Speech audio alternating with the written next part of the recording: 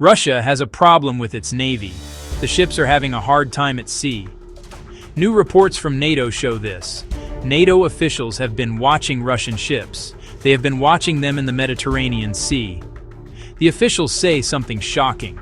Russia has almost no ships left in this big sea. This is a very big change for Russia. The country is facing serious problems. Many of its ships are damaged. Many of its ships are destroyed.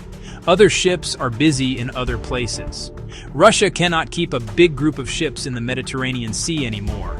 Its navy is much smaller there now. This situation is a big retreat for Russia. It is embarrassing for the country's leaders. A NATO official talked to the news. He said that Russia's navy has resource problems. It is hard for them to decide where to put their ships. These problems affect their ships in the Mediterranean.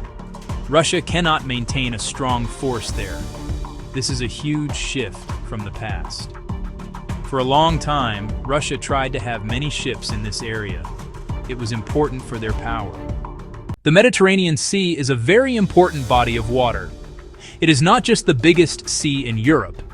It is one of the most important seas in the world. For all of history, it has been a center for trade and travel. It connects 3 different continents. Many countries have coastlines on the Mediterranean Sea. There are more than 20 of them. A strong presence here means a lot of influence. Because this sea is so important, Russia has always wanted to have ships there. It helps them project their power. It lets them show their strength far from their own shores. During the Cold War, the Soviet Union had a large fleet in the Mediterranean. This fleet was called the 5th Operational Squadron. It was there to challenge the United States Navy's 6th Fleet. It was a key area in the global competition between the 2 superpowers. Russia today still sees the area as very important for its strategy and its place in the world. After the Soviet Union ended, Russia's presence became smaller, but they did not leave completely. In 2013, Russia created a new naval force for the area. It was called the Permanent Task Force of the Russian Navy in the Mediterranean Sea. This task force was a way to put pressure on the southern part of NATO. It also allowed Russia to watch important trade routes. They could disrupt these routes if they needed to. This force gave Russia a tool to support its allies in the region. The biggest reason for Russia's naval problems is the loss of its base in Tartus, Syria. Russia had used this base for a very long time. An agreement was first signed in the 1970s between the Soviet Union and Syria.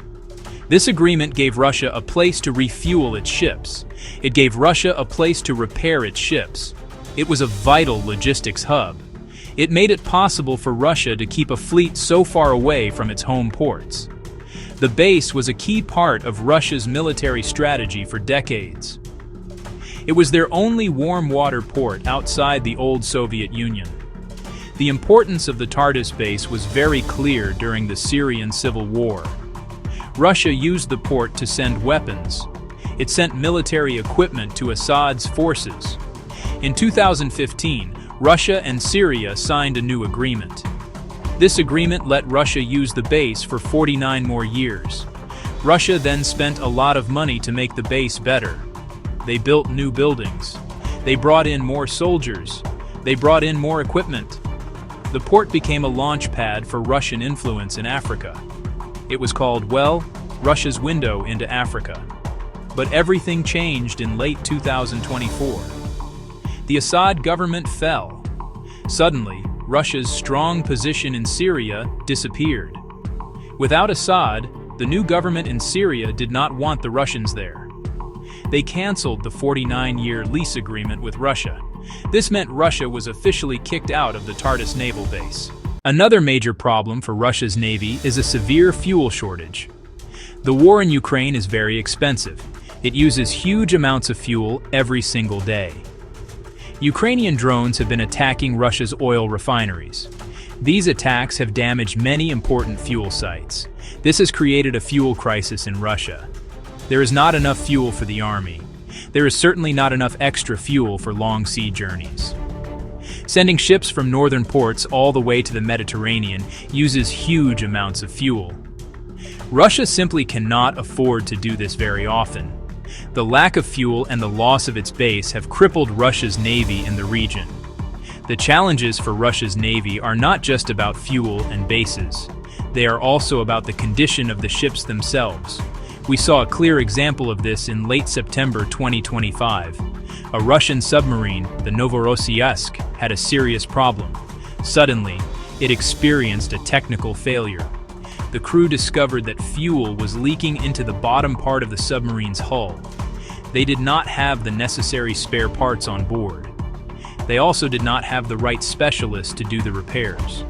The submarine was forced to do something that submarines try to avoid. It had to surface and travel on top of the water. This made it very easy for other countries to see and track. This incident is a clear sign of the decline of Russia's naval power. With its presence in the Mediterranean Sea shrinking, Russia seems to be shifting its focus. It appears to be moving more of its naval assets to the Baltic Sea. It is a reaction to what NATO is doing. This started after some undersea cables were damaged in January 2025. In response, NATO launched a new mission called Baltic Sentry.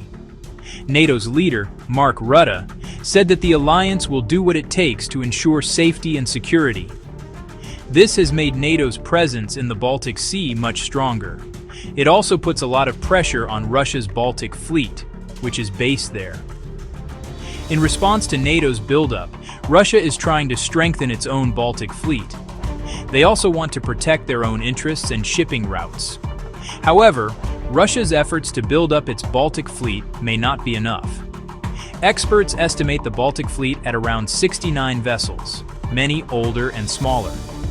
NATO navies in the region can deploy a much larger and more powerful force.